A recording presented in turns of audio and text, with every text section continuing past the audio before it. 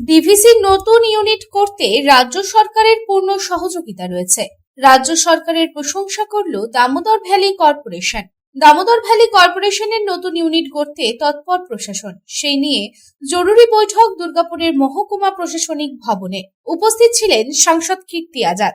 দুর্গাপুরের 800 মেগাওয়াটের নতুন ইউনিট গড়ে তোলার কাজ ইতিমধ্যেই শুরু করেছে দামোদর ভ্যালি কর্পোরেশন। শিল্পোন্নয়নের এই বৃহৎ পদক্ষেপকে ঘিরে প্রশাসনিক তৎপরতাও বেড়েছে।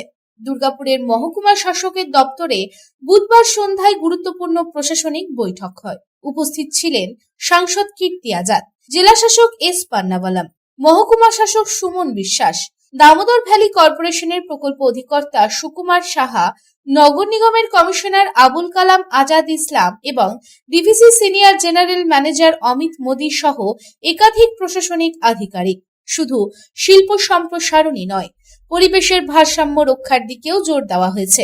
এই প্রকল্পের জন্য 7,000 গাছ কাটা পড়বে। সেজন্য প্রকল্প এলাকার আশেপাশে বৃহৎ পরিসরে বৃক্ষরোপণের পরিকল্পনাও নেওয়া হয়েছে বলে জানা গেছে।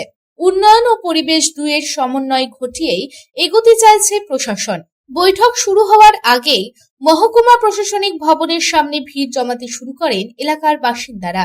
সাংসদ কীর্তি আজাদ পৌঁছাতেই তাকে ঘিরে ধরেন সাধারণ মানুষ। তাদের একটাই দাবি, যে কাজ শুরু হয়েছে তা যেন দ্রুততার সঙ্গে সম্পন্ন হয় এবং এলাকায় শিল্পোন্নয়নের গতি যেন আর থমকে না যায়।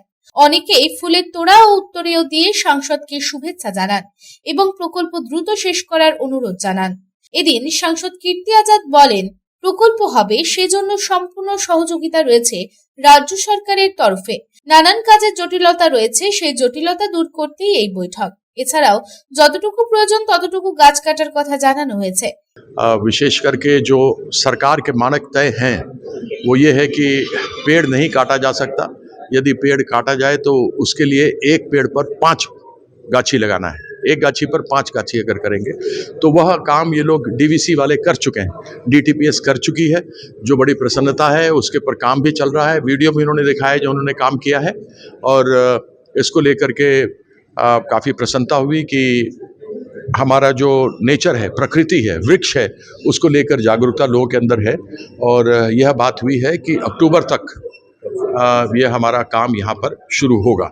तो यह बड़ी प्रसन्नता की बात है। पश्चिम बंगाल सरकार की तरफ से जो जो आवश्यकता थी, जो जो चाहिए, वो पिछले साल ही हम लोग दे चुके थे। यानी ममता बंदोपाध्याय जी की सरकार ने पिछले साल ही सब कुछ फॉरेस्ट की तरफ से करके दे दिया था। बस यह पेड़ों को लगाने की बात थी, जो अभी पता लगा कि पिछले 3 महीना में डीवीसी ने उसको लगा दिया है। तो जब लगा दिया है तो हम लोग चाहते हैं काम हो, वहाँ के लोगों को भी, जो बच्चे लोग हैं उन लोगों को नौकरी मिले, वहाँ के लोग जो हैं, जो कार्य होगा उसके अंदर उनका सहभागीदार भी हो। वहाँ पे लगभग 5 ऐसे गांव हैं जिनके लोग इसको लेकर प्रभावित थे। तो हमारे लिए बड़ी प्रसन्नता की बात है कि आज मीटिंग बहुत अच्छा हुआ। এদিন ডিভিসির প্রকল্প অধিকর্তা সুকুমার সাহা বলেন, এদিনের আলোচ্য বিষয় ছিল গাছ কাটা।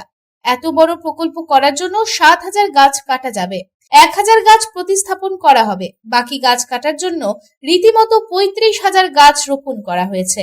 মিটিং ছিল যে ডিভিসি কলোনিতে যে 7,000 গাছ কাটা যাবে, সেই কাটা যাওয়ার পারমিশন আমরা ফরেস্ট ডিপার্টমেন্ট থেকে পাবো কি পাবো না। তো ফরেস্ট ডিপার্টমেন্ট থেকে যা যা সাজেশন দিয়েছিল, প্লাস ডিফারেন্ট এনজিও থেকেও যা যা সাজেশন দিয়েছিল, ডিভিসি সব ফুলফিল করেছে। এইবার আমরা ডিএফও সাহেবকে অফিসিয়ালি চিঠি দেব গাছ কাটার পারমিশন চেয়ে। উনি ভিজিট করবেন, চেক করবেন, তারপর উনি যদি পারমিশন দেয় গাছ কাটা শুরু হবে, আর তারপরেই প্রজেক্ট হবে। অলরেডি আমরা 35,000 গাছ লাগিয়ে দিয়েছি, আর 1,000 গাছের ট্রান্সলোকেশন হবে, মানে বড় বড় গাছ এক জায়গা থেকে তুলে নিয়ে অন্য জায়গায় বসাচ্ছি। তার মধ্যে অনেক গাছ অলরেডি আমরা ট্রান্সলোকেশন করেছি। আপনারা যে কোনো দিন আসুন, দেখুন ডিভিসি নেচারের জন্য কি কি করছে। অল আর ওয়েলকাম। আপনারা একদিন সাইড